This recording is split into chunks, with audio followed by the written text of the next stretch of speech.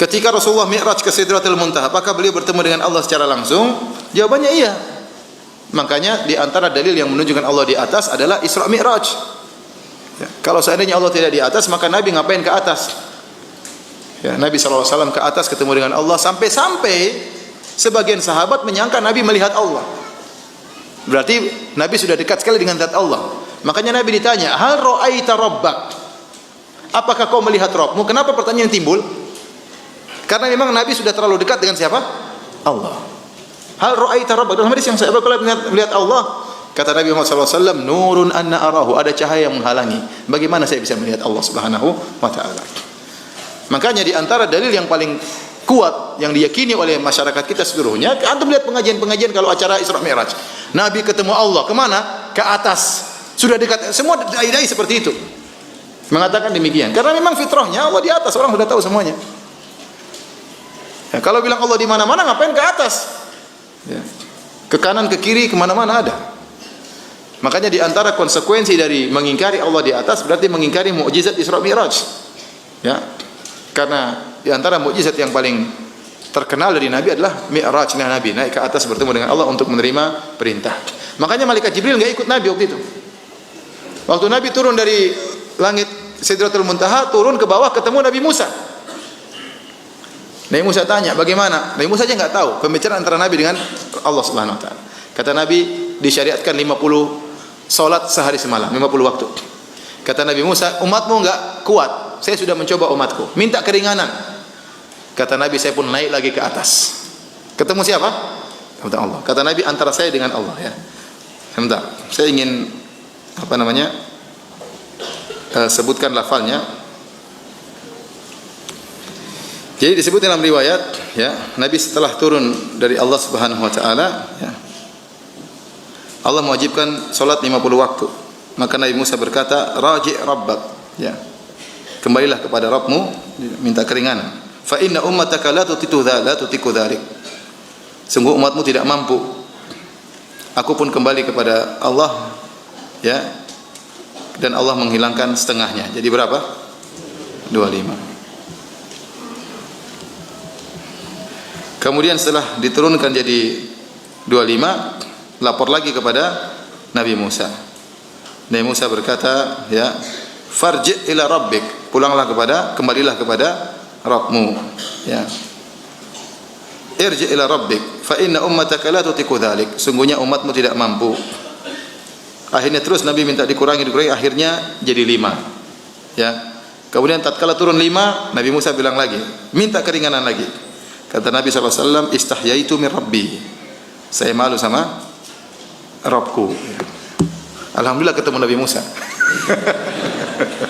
Ketahuilah bahwasanya mustawa adalah ciptaan Allah, arsy ciptaan Allah. Dan bagaimana kisah dialog Nabi Muhammad dengan Allah Subhanahu wa taala? Ini adalah pemahaman akidah. Ketahuilah bahwasanya Allah di saat Allah berbicara dengan Sayyidina Muhammad sallallahu alaihi wasallam dengan cara yang hanya Allah dan Rasulnya yang tahu. Allah dan Rasulnya yang tahu. Dan ketahuilah di saat itu Nabi Muhammad naik ke atas Sidratul Muntaha, naik lagi ke mustawa. Kemudian disitulah Nabi Muhammad berbicara dengan Allah Subhanahu wa ta'ala. Jangan sampai setelah itu ada keyakinan bahwasanya Allah ada di atas sana, seolah-olah Nabi Muhammad perlu naik ke atas karena Allah ada di atas. Dan ini memang tertanam keyakinan di masyarakat semacam ini, karena tidak pernah diingatkan, apalagi muncul akidah sesat menyesatkan. Allah di mana? Lalu dijawab di langit. Pertanyaan Allah di mana, Allah di langit adalah ini adalah ciri akidah sesat dan menyesatkan. Bukan akidah ahli sunnati wal jamaatil asy'ariyati, tapi itu akidah mujassimah, akidahnya orang yang keluar dari jalur kebenaran, jalur akidah ahli sunnati wal jamaati. Lalu bagaimana kisah Nabi Muhammad kenapa harus naik ke atas di saat harus berbicara dengan Allah? Ketahuilah Allah ada tanpa tempat, tidak butuh tempat. Karena Allah yang menciptakan tempat. Sebelum Allah menciptakan tempat, Allah sudah ada. Dan setelah Allah menciptakan semesta dan tempat termasuk arsy, maka Allah tetap seperti sebelum menciptakan tempat, tidak butuh dengan arsy. Jangan sampai seperti penjelasan sebagian orang yang akidahnya sesat. Arsy, Allah duduk di atas kursi Allah, di atas arsy. kemudian kursi Allah, kemudian tempat untuk meletakkan kaki Allah. Naudzubillah, itu mujassimah. Mujassimah itu adalah kelompok akidah yang mengatakan Allah jisim, berarti seperti manusia, dan itu hakikat syirik, tidak boleh ada. Ini kalau tidak dijelaskan bisa salah. Lalu bagaimana kisahnya Nabi Muhammad naik turun? Katailah, waktu Nabi Muhammad berdialog dengan Allah, mendapatkan pesan sholat 50 waktu, mendapatkan wahyu sholat 50 waktu. Kemudian Nabi Muhammad turun ketemu Sayyidina Musa, dan Sayyidina mengingatkan agar minta kepada Allah agar sholatnya itu dikurangi. Setelah naik lagi, Nabi Muhammad kenapa harus naik? Kalau Allah tidak butuh tempat, kenapa Nabi Muhammad harus naik ke atas?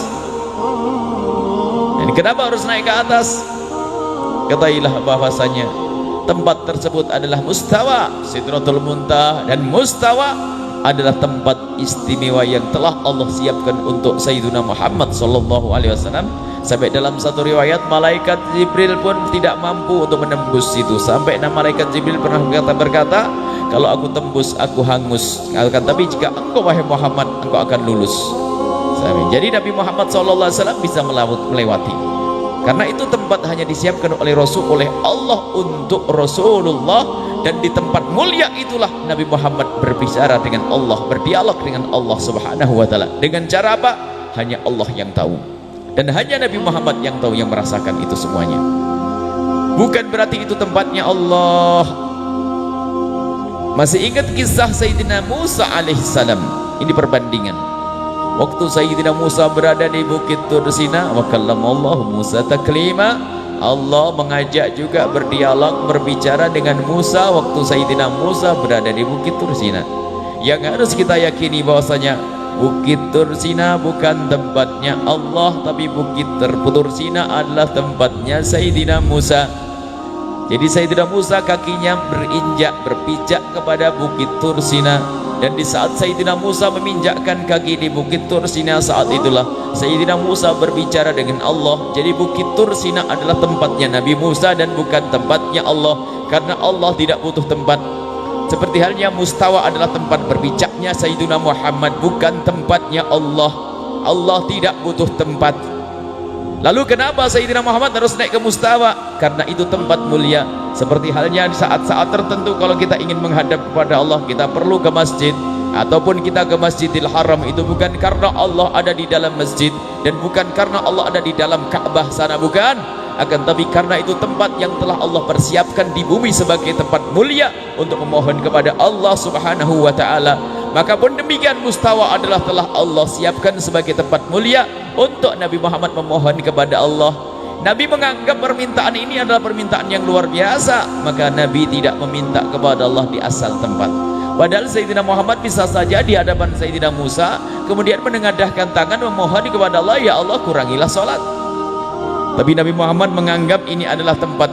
Nabi Muhammad ini permintaan yang luar biasa dahsyat, dan Nabi Muhammad diizinkan untuk ke mustawa. Maka Nabi Muhammad naik ke mustawa, ke atas mustawa. Disitulah Sayyidina Muhammad meminta kepada Allah Subhanahu wa ta'ala. Jadi mustawa adalah bukan tempatnya Allah. Di atas mustawa bukan tempatnya Allah. Arsy bukan tempatnya Allah. Allah tidak butuh tempat, karena Allah yang menciptakan tempat.